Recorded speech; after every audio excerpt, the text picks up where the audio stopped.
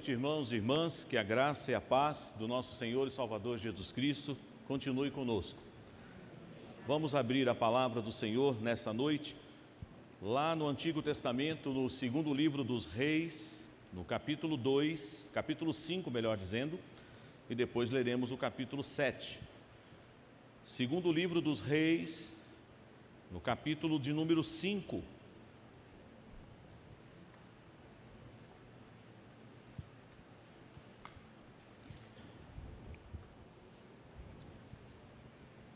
Leremos inicialmente aqui no capítulo 5, do verso 1 até o versículo de número 8. E como já estamos acostumados, e é uma maneira também de você já ir fixando o texto da palavra, faremos a leitura em conjunto.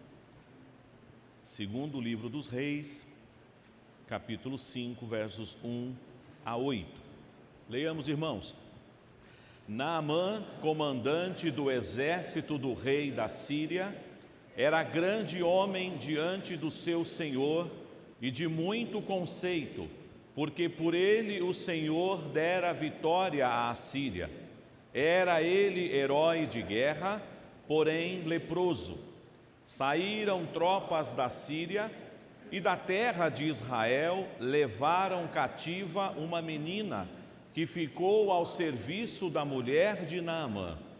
Disse ela à sua senhora: tomara o meu senhor estivesse diante do profeta que está em Samaria, ele o restauraria da sua lepra. Então foi Naamã e disse ao seu senhor: assim e assim falou a jovem que é da terra de Israel. Respondeu o rei da Síria: vai, anda, e enviarei uma carta ao rei de Israel. Ele partiu e levou consigo 10 talentos de prata, 6.000 ciclos de ouro e 10 vestes festivais.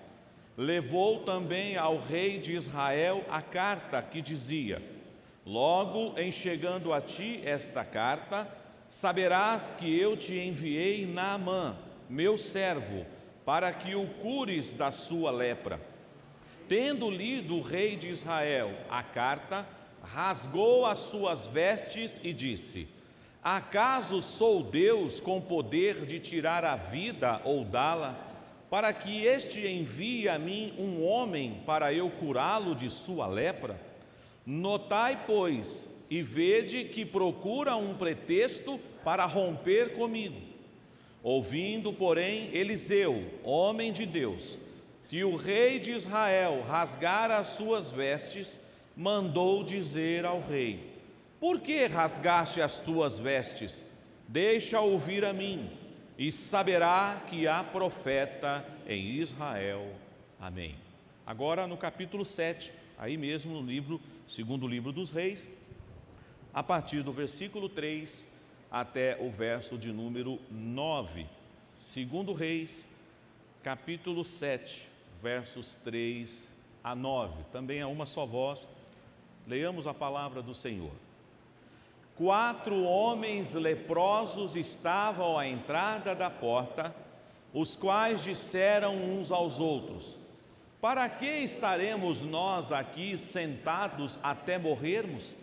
Se dissermos: entremos na cidade, há fome na cidade, e morreremos lá. Se ficarmos sentados aqui, também morreremos. Vamos, pois, agora e demos conosco no arraial dos Círios. Se nos deixarem viver, viveremos. Se nos matarem, tão somente morreremos.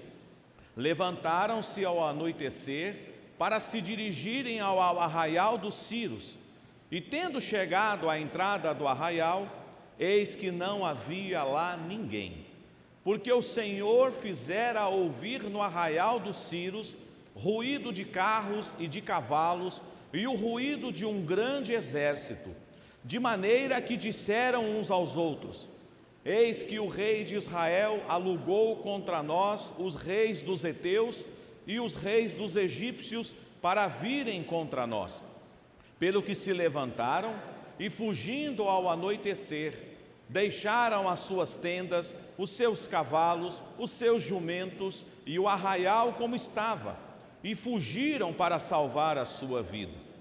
Chegando, pois, aqueles leprosos à entrada do arraial, entraram numa tenda, e comeram e beberam, e tomaram dali prata e ouro e vestes, e se foram, e os esconderam, voltaram e entraram em outra tenda, e dali também tomaram alguma coisa e a esconderam.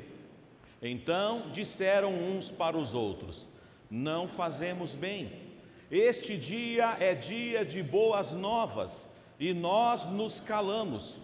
Se esperarmos até a luz da manhã, seremos tidos por culpados. Agora, pois, vamos e anunciemos à casa do rei. Amém. Oremos mais uma vez. Bendito Deus, tua palavra é linda, tua palavra é maravilhosa, e ela é alimento para o nosso coração, para a nossa alma, e que mais uma vez nesta hora o Senhor edifique o teu povo, a tua igreja congregada neste lugar, através, ó Deus, da tua palavra. Ilumina-nos com teu Santo Espírito, dá-nos a ousadia de, como filhos do Senhor, como discípulos teus, ó Pai, termos um testemunho ousado diante dos homens nessa terra. Nós oramos em nome de Jesus. Amém. Desafiado a testemunhar. Este é o tema da mensagem desta noite. Eu e você temos um desafio da parte de Deus. Fomos chamados para isso. Fomos comissionados pelo Senhor para pregar as boas novas de salvação. Devemos testemunhar a plenos pulmões as grandezas do nosso Deus. Se você for ao dicionário e pesquisar alguns significados para a palavra testemunho, ou o que vem a ser testemunhar, você vai encontrar assim: testemunho ou testemunhar é o ato de alguém contar algo que viu, relatar um episódio, que ela estava presente e ela então está ali testemunhando. Existe inclusive na justiça do nosso país, e creio que em outras nações também, uma proteção à testemunha.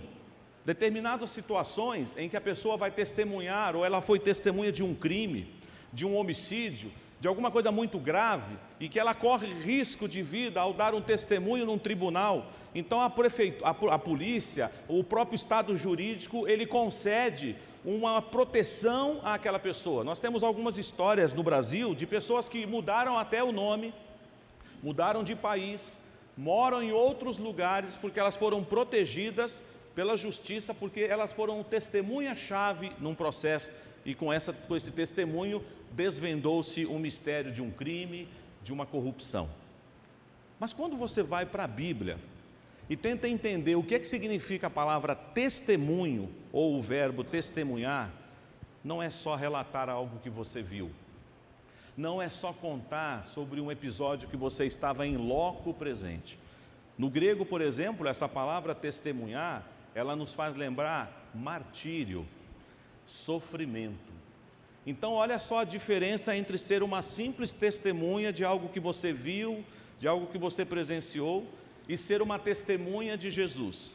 A testemunha de Jesus, ela tem que estar pronta não só para contar o que ela viu e o que ela ouviu, mas ela tem que estar pronta para dar a vida, se necessário for, por aquele testemunho que ela está dando. Então é mais profundo. Eu e você somos chamados pelo Senhor, e veremos no término dessa mensagem que Ele já nos capacitou com o seu poder para sermos verdadeiras testemunhas dEle. Mas não só uma testemunha ocular, que vai contar algo que viu. O pior ainda é quando tem pessoas que se colocam como testemunhas e elas chegam a dizer assim diante de um tribunal: bom, eu ouvi dizer que aconteceu isso. Isso não é um testemunho. Um discípulo de Jesus, um homem de Deus, uma mulher de Deus, ele não pode dizer assim: bom, eu ouvi dizer que Jesus morreu na cruz. Me contaram que ele ressuscitou ao terceiro dia, mas é apenas histórias. Eu não estava lá, eu não tenho como comprovar. Mas quando você passa pelo processo de renovação, de novo nascimento, de transformação, de conversão, você passa a ter agora uma testemunha de Jesus, como se você estivesse lá. como se você de fato contemplasse a cruz, o Monte da Caveira, e entendesse aquele ato, o que significou a crucificação do nosso Senhor Jesus, a sua morte, o seu sofrimento, a sua ressurreição e a sua ascensão, e estamos agora aguardando a volta gloriosa do nosso Senhor Jesus. Por isso o desafio nessa noite para nós é testemunho, um testemunho ousado, corajoso, e se necessário for, daremos a nossa vida por esse testemunho. Aí você diz, isso, eu corro risco, pastor? Sim, você corre risco. Eu corro risco. Corremos risco. Talvez o Estado não nos dará uma proteção como dá a algumas pessoas que se colocam como testemunha de algum caso chave. No mundo agora, alguém está perdendo a vida por causa do testemunho de Jesus. Você acha que eu estou exagerando? Nesse exato momento, um irmão nosso ou uma irmã nossa em Cristo Jesus está tombando nessa terra por causa do testemunho de Jesus. Já parou para pensar nisso? Estamos aqui cantando maravilhosamente, cultuando ao Senhor, vamos daqui a pouco participar da mesa do Senhor, mas há irmãos nesse exato momento que estão sendo perseguidos, martirizados por causa do nome de Jesus. Desafiado a testemunhar. Talvez você já tenha estudado essas duas passagens até isoladamente. Eu não vou falar hoje do milagre que Deus fez na vida de Naamã, mas eu fiz questão de ler do versículo 1 do capítulo 5 ao verso 8 para você entender um pouco o contexto. Mas nós vamos tomar como exemplo aqui, ou como desafio para nós, a vida de uma menina que foi raptada da sua terra, que foi tomada dos seus pais, que diante de uma guerra, ela é levada cativa para uma outra terra. Ela vai trabalhar na casa de um comandante, de um herói de guerra. Ela certamente será ali como uma empregada, como uma auxiliar da sua senhora. Mas ela vai ter que enfrentar algumas dificuldades. E ela poderia muito bem agir assim: se depender de mim, eu nunca vou testemunhar do meu Deus nesse lugar, porque esse homem não merece, ele me raptou. Eu vim para esse lugar contra a minha vontade. Eu não fui convidada a me mudar para a Síria. Eles me tiraram dos meus pais, eles me tiraram do meu habitat, do meu contexto. Mas você já conhece a história e sabe que essa menina não teve essa postura. O que essa menina fez quando chegou na casa de Naamã? Ela percebeu que Naamã tinha um problema. Qual era o problema de Naamã, irmãos? Ele era leproso. Como é que funciona isso para o judeu, hein?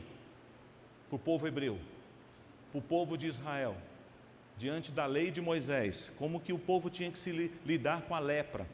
Quando alguém era acometido de lepra, ele imediatamente era separado da sociedade, da família. Ele ia para um lugar, para uma aldeia onde só leproso ficava. E mesmo depois que ele fosse curado da lepra, ou que a lepra desaparecesse na sua pele, ele tinha que passar por todo um processo, indo ao templo, e depois de só um prazo determinado, ele retornava à sua vida normal. O leproso não andava nas ruas. Aliás, quando um leproso passasse, se ele desavisadamente andasse por uma praça, as pessoas tinham que gritar: imundo, imundo, imundo, para que todo mundo soubesse, ali vai um leproso. Interessante que essa história aqui, como contexto para os irmãos entenderem, ela se dá no ministério profético de Eliseu. Tanto o texto do capítulo 5 quanto do capítulo 7. Há uma disputa, há uma guerra entre duas nações, Israel e a Síria. Por isso que é interessante, no capítulo 5 vemos o momento em que Israel está em conflito com a Síria. Mas parece que houve um período de trégua. Levantaram a bandeira branca e fizeram um período de trégua. E agora o rei de Israel, ao receber Naamã uma carta, ele entende, isso aí é pretexto que o rei da Síria está querendo ter contra mim, para nós voltarmos a brigar. Se você continuar a leitura, você vai verificar que o rei da Síria, ele começa a artimanha dele de invadir Israel, só que as estratégias do rei não dão certo. Por quê? Porque Deus revela todo o plano de guerra do rei da Síria para o profeta Eliseu.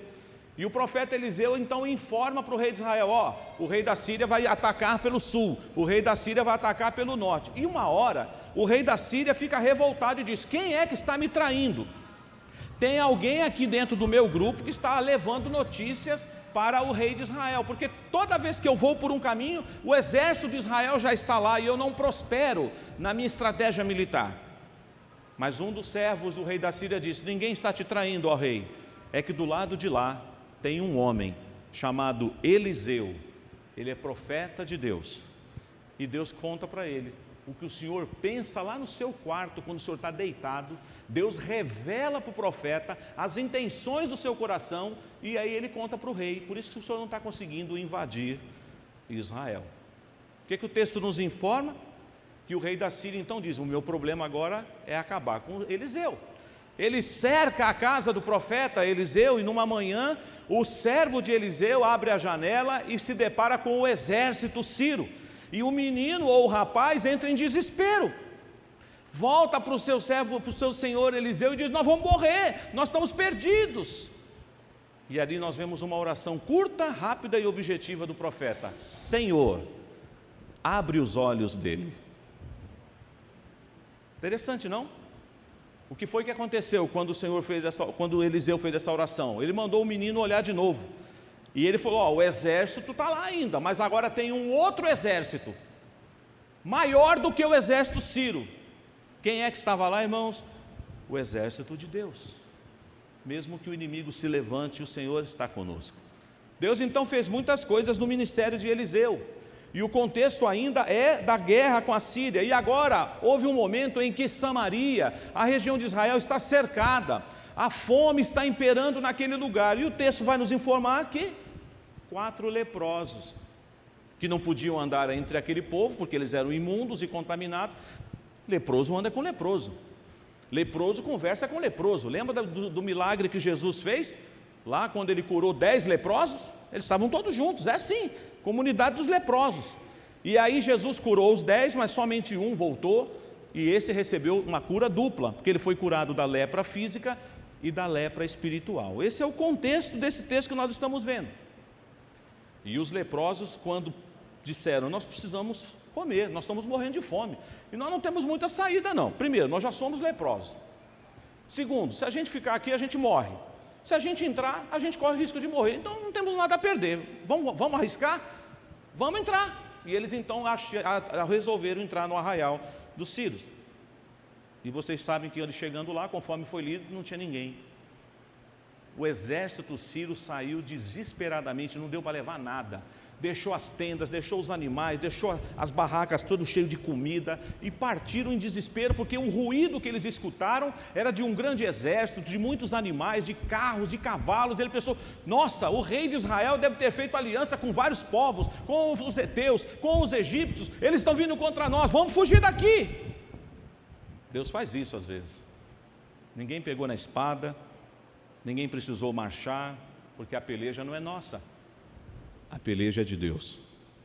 Quando os leprosos chegaram lá pensando: e aí, será que vai dar, será que não vai dar? Não tem ninguém. No primeiro momento o texto diz que eles fizeram o quê? Eles estavam com fome. Entra na tenda e come, percebe que tem tesouro, que tem isso, e eles vão, comem, enterram, voltam no outro dia e entra na tenda e come, até que chega uma hora que ele diz: peraí, estamos sendo egoístas demais. A gente não pode continuar só nós 4 se dando bem com esse negócio aqui. Acho melhor a gente avisar o rei. Hoje é dia de boas novas, e nós nos calamos. Ousadia para testemunhar. A menina não poderia ter ficado quieta? Minha irmã, você que está aqui, as jovens que estão aqui, você agora é raptada, sequestrada, levada à força para um país que você não conhece. Você, em sã consciência, falaria do seu Deus, da solução do problema para o seu Senhor? Ou você diz: Ele me raptou, eu estou aqui contra a minha vontade, se depender de mim, não se assustem, ele vai dizer: ele morre, desgraçado, pereça, desgraçado, você merece ir para o inferno, eu não vou mover um dedo por você. E tem um detalhe, hein, irmãos, ela era mulher, naquela época, infelizmente, se ainda hoje existe problema, imagina naquela época. E ela tinha que cuidar da roupa de um leproso, uma menina que que vem de um contexto de Israel, das leis de Moisés, e ela não podia tocar em coisa de leproso, porque a mulher ou o homem que tocasse no morto, numa pessoa com lepra, ela seria considerada o quê? Imunda. Então ela vai arrumar a cama de Naamã, ele dorme na cama, ele é leproso. Na Síria não tem problema, mas em Israel tem. Então eu posso afirmar nessa noite que testemunhar não é fácil.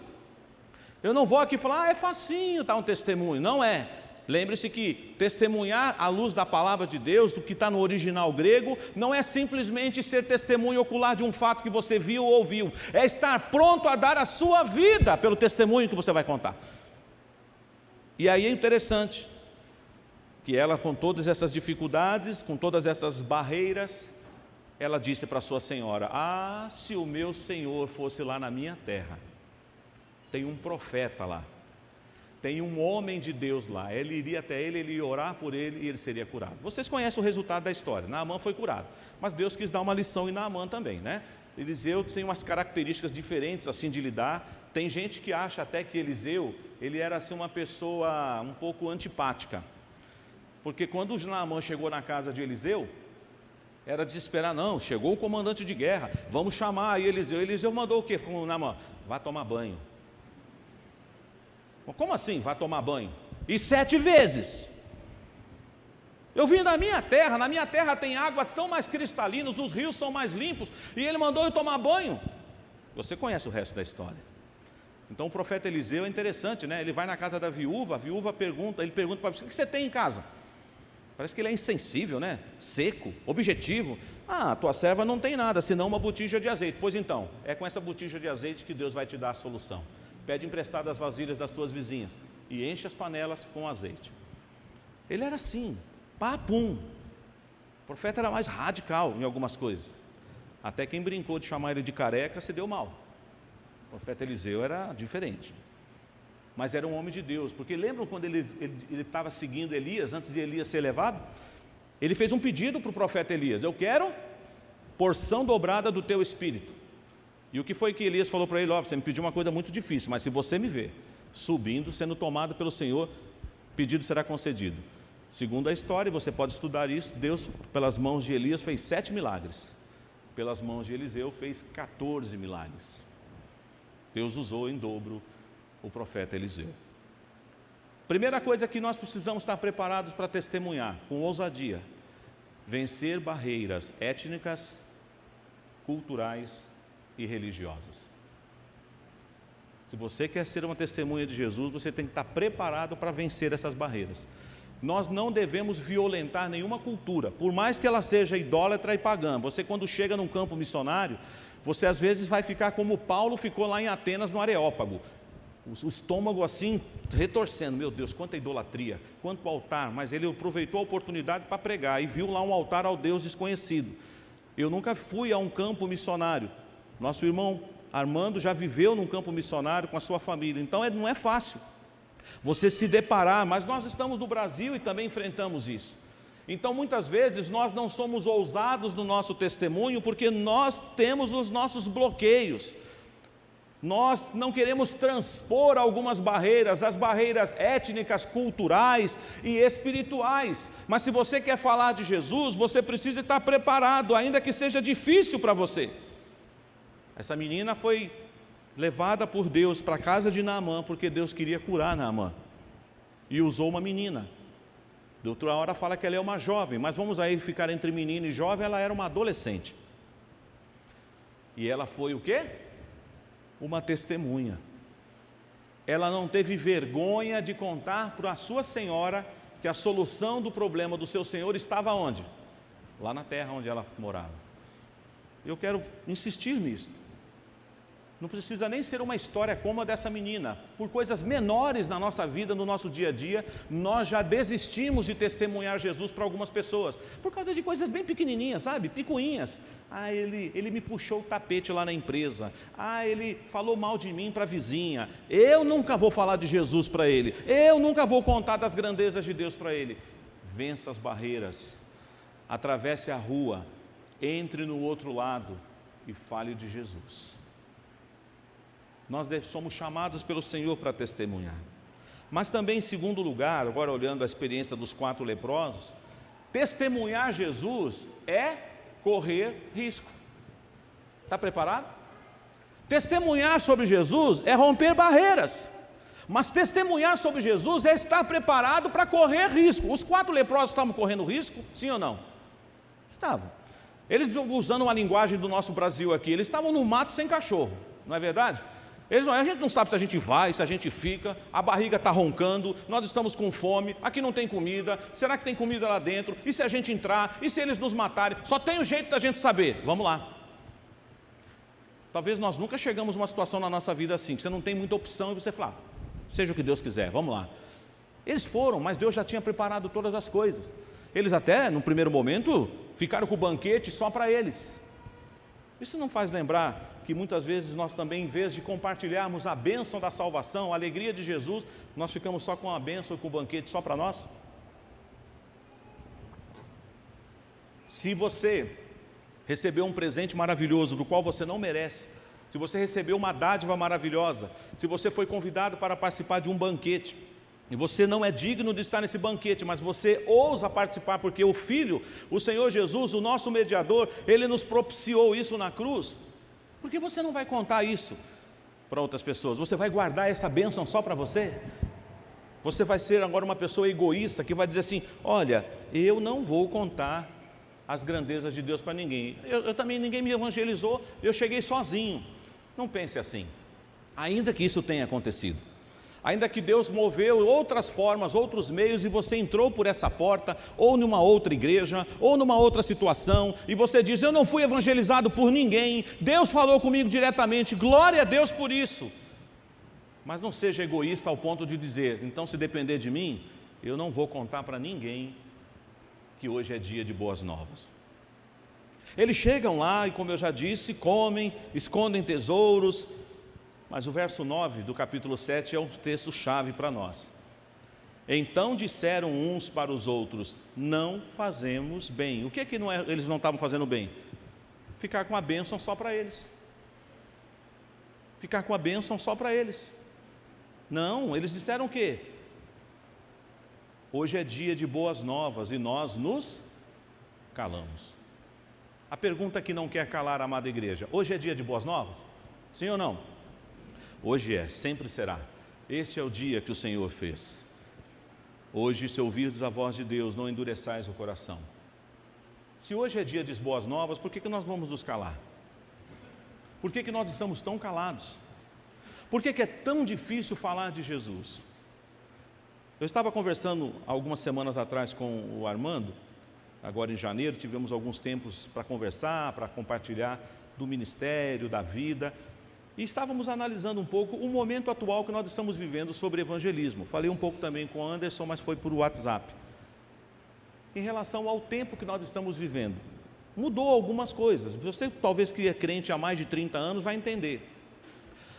Não sou contra, tanto é que eu incentivei, fizemos o ano passado e pretendemos fazer outras vezes. Distribuir folhetos, culto ao ar livre, o trabalho nas casas. Mas vocês percebem que nós estamos vivendo numa sociedade hoje que essas coisas estão cada vez ficando mais difíceis. Esse tipo de abordagem, nós não estamos percebendo humanamente falando, tá? Quem sou eu para dizer que não vai funcionar? A obra de Deus, Ele faz como Ele quer. Mas assim, percebam que a igreja, muitas vezes, ela quer repetir alguns métodos, algumas estratégias que deu certo na década de 70, deu certo na década de 80, começou a mudar um pouco na década de 90 e nós insistimos, não tem que ser só desse jeito. Não, irmãos. Talvez nós temos que entender, aí temos agora o advento da internet, as mídias digitais, talvez você possa usar, quem sabe, eu não farei isso hoje, mas vontade não me falta, de pedir para você agora no meio da mensagem, pegar o seu celular, escolher alguém na agenda do seu celular, e você gravar um áudio agora no seu celular e falar assim, eu estou te mandando essa mensagem, porque eu estou no culto da minha igreja, e eu te amo em Cristo Jesus, Deus tem um plano na sua vida. Doeu? Você sentiu algum problema em fazer isto? Mas a gente conta piada, a gente conta o resultado do time, a gente fala de política, mas a gente não conta de Jesus. Por quê? Por que a gente compartilha tudo menos Jesus? É tão difícil assim, irmão? Você está com medo de perder o emprego se você falar que é crente? É, pastor, eu nunca falei lá na empresa que eu sou de Jesus, porque meu chefe é ateu. o dono da empresa é ateu, ou de uma outra religião, se ele descobrir, com certeza, daquela hora em diante ele vai arrumar um pretexto para eu ir para a rua. Não se preocupe que Deus é o teu provedor. Não se preocupe com isso. Não tenha medo. Não seja agente secreto de Jesus, como nós já ouvimos aqui. Como assim? Ninguém pode ser agente secreto. Testemunha não é agente secreto. Testemunha conta. Eu estava lá, eu vi. Mas lembre-se que para ser testemunha na palavra de Deus não é simplesmente contar o que viu. É estar pronto para morrer. Uma coisa que nunca vai mudar na história da igreja. Entra na internet, vai ter outra coisa daqui a pouco. É o testemunho pessoal. Isso, irmãos, é intransferível. E isso está em nossas mãos. Todos nós aqui somos potencialmente uma testemunha de Jesus. E agora o TJ é porque é de Jesus, tá bom? Você é um TJ, mas é um testemunha de Jesus. Você pode, onde você for, na feira, no sacolão, no açougue, no shopping, na rodoviária, no aeroporto, na estação do metrô, você é uma testemunha de Jesus. Mas é que a minha igreja tem que marcar uma programação, a minha igreja tem que fazer um encontro para eu fazer evangelismo. Não! Você pode pregar o evangelho independente se no programa da sua igreja vai ter isso. E com isso eu não estou dizendo que não deva constar no nosso programa atividade evangelística. Para de dizer, eu não faço nada de evangelismo na minha igreja não tem visão, pastor. A minha igreja não tem visão missionária, a minha igreja não faz nada pelas almas perdidas. E você? Que eu saiba, você faz parte dessa igreja, ou você está do lado de fora? Nem se esqueça, quando você falar a minha igreja, você está falando de você mesmo. Você não está falando dos outros. A minha igreja não faz, você faz parte dessa igreja. Então nós não podemos nos calar. Nós não podemos deixar de contar das grandezas de Deus, porque esses 4 leprosos no primeiro momento estão curtindo, estão desfrutando do banquete, mas alguém disse, não é bom o que nós estamos fazendo. A mensagem de hoje ela é bem clara e objetiva através desses 2 relatos, da menina que foi para a casa de Naamã e dos 4 leprosos. O contexto é o mesmo, o país Ciro, a Síria, leproso, o Naamã é leproso, esses 4 são leprosos. Percebam, interessante isso, né? Tantas similaridades no texto, o profeta é o mesmo, e o Deus é o mesmo também, aleluia. E fez a obra, porque a menina venceu a barreira que ela poderia deixar para não falar para o seu Senhor da cura que ela poderia oferecer, não ela, nem o Eliseu, mas o Deus de Eliseu. E os 4 leprosos que já eram excluídos, que não podiam andar livremente pelas ruas, diziam assim, eu não vou contar para ninguém, ninguém gosta de mim, ninguém me ama, as pessoas saem correndo quando eu chego perto, eles me gritam que eu sou imundo, e eu vou contar para eles que hoje é dia de boas novas, eu não vou contar. Conte.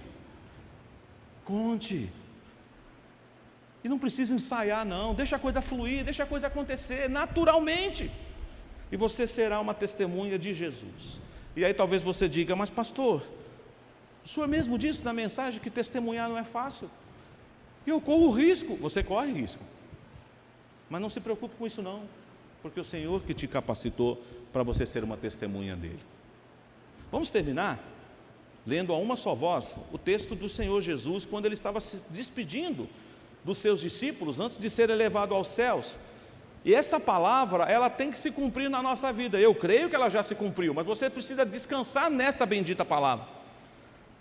Todos que são de Jesus aqui, todos que já entregaram a sua vida para Jesus, que já passaram pelo novo nascimento, você pode ter certeza que isso aqui já é verdade na sua vida.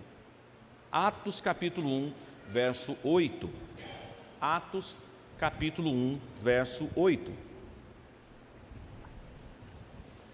Vamos ler, irmãos, a uma só voz, 2 vezes, tá bom? Enche o pulmão aí para você ver essa palavra maravilhosa. Vamos lá.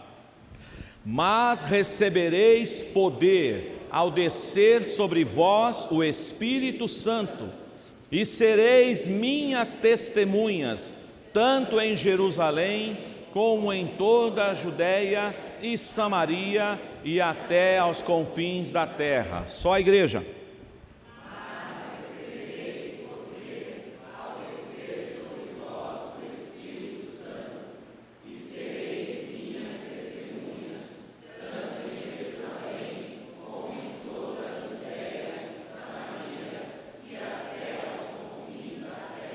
poder, ou coisa boa, hein? Eu quero poder, mas toma cuidado, poder para quê? Poder para se aparecer? Poder para ser notório? Não, não, poder para testemunhar. É esse o segredo. Eu e você fomos revestidos pelo Senhor, somos cheios do Espírito Santo, fomos batizados com o Espírito Santo, e então eu não tenho desculpa, eu estou pronto para testemunhar. E eu tenho que falar como os 4 leprosos: hoje é dia de boas novas. Todo dia será. Quando é que vai parar de ser dia de boas novas? Quando Jesus voltar. Enquanto Ele não voltar para buscar os seus, todo dia será dia de boas novas. Talvez você pense assim: ah, pastor, tem um pessoal aí que fez um mal para mim recentemente, e eu tenho uma dificuldade de falar de Jesus para ele, porque o senhor não faz ideia o que essa pessoa fez na minha vida, acabou com a minha vida, me perseguiu, levantou calúnia, eu estou até hoje tentando catar os cacos, e agora Deus está falando nessa noite comigo que eu tenho que pregar para essa pessoa. Ah, pastor, aí já é demais. Bom, querido, você se acerte com Deus depois, porque você tem que vencer essa barreira, e você tem que ir até essa pessoa e falar de Jesus para ele, porque talvez foi Deus que escolheu você para ir lá. Aí, manda outro, Senhor, manda outro. Eu estou orando para Deus enviar missionários, e se Deus falar que você é o que vai ser enviado? Eu não, Senhor, eu não, eu oro para que Deus levante obreiros aqui nessa igreja, mas menos eu, né? Como Moisés falou: chama quem o Senhor quiser, menos eu. Não foi isso que Moisés falou? E aí, o que vocês acham? Moisés estava certo naquela hora? Deus desistiu de Moisés? Como Ele não desiste de você. Ele não desiste de você. Seja você a menina que passou por uma grande decepção, ela não precisava falar, mas ela falou para a senhora dela: ah, na minha terra tem esperança para o meu Senhor. Seja você os leprosos, que já eram excluídos, discriminados, mas naquele dia perceberam que eles estavam sendo orgulhosos e egoístas. Vamos falar para o rei que não tem mais acampamento de Ciro coisíssima nenhuma, vamos compartilhar a bênção, vamos testemunhar, ainda que eles corressem um risco. Eu parei o texto no verso 9, e também parei o texto no verso 8, você quer continuar a leitura lá no capítulo 5, você vai ver o milagre de Naamã, você quer continuar a ver a história dos 4 leprosos, e é interessante no caso dos 4 leprosos, para a gente fechar, eles continuaram sendo leprosos, sim ou não? Continuaram. Eles receberam algum prêmio? Eles continuaram tendo que ficar longe de todo mundo? Mas eles naquele dia ousaram testemunhar. Então não pense também que você vai testemunhar para ganhar um por trás. Quanto eu vou ganhar se eu fizer isso? Você já ganhou. Ou você não percebeu? Você já ganhou a salvação, a vida eterna, a vida em Jesus. Você não vai ganhar, você já é mais do que vencedor. Não podemos nos calar, não podemos, por isso somos desafiados a testemunhar. Que Deus continue incomodando o meu e o seu coração, para que você vença as barreiras e não tenha medo dos riscos que você correrá, mas pregue, fale do amor de Deus a quem quer que seja. Não seja uma pessoa que faça acepção, não escolha classe social, não escolha nível escolar, nível econômico, pregue a todos. Agora os escolhidos de Deus é que virão, mas isso não depende de você, deixa essa parte com Deus. Pregue para todos, testemunhe para todos, e Deus fará a obra dele, em nome de Jesus, amém.